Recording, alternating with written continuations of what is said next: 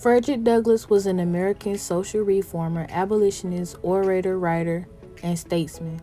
Douglass was an escaped slave who became a leader in the abolitionist movement, which sought to end the practice of slavery before and during the Civil War. He wanted to continue to push for human rights. Frederick Douglass was born into slavery around 1818 in Talbot County, Maryland. His mother was of Native American ancestry and his father was of African and European descent. Douglass was separated from his mother as an infant, so he had to live with his maternal grandmother, Betty Bailey. At the age of 6, he moved away from her to live and work at the White House Plantation in Maryland. This is where he taught himself how to read and write. Douglass wanted to spread the word of knowledge to other former slaves to educate them on how to read and write.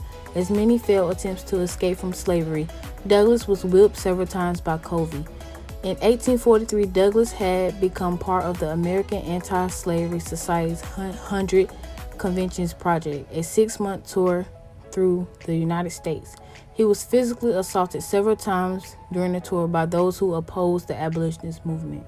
Years later, Douglass wrote his first book and the most famous of his autobiographies, Narrative of the Life of Frederick Douglass, an American Slave. He traveled to Ireland and Great Britain, where he met the Irish nationalist Daniel O'Connell, who would become an inspiration for his later work. Douglass published his own abolitionist newsletter, The North Star, and became involved in women's rights.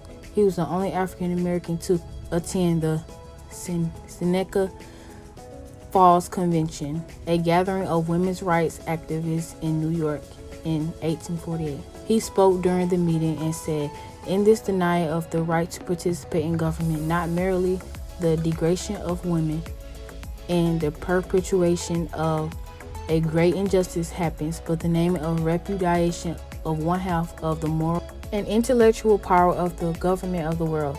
Douglass wanted better for the world and to abolish slavery so that all humans can be equal.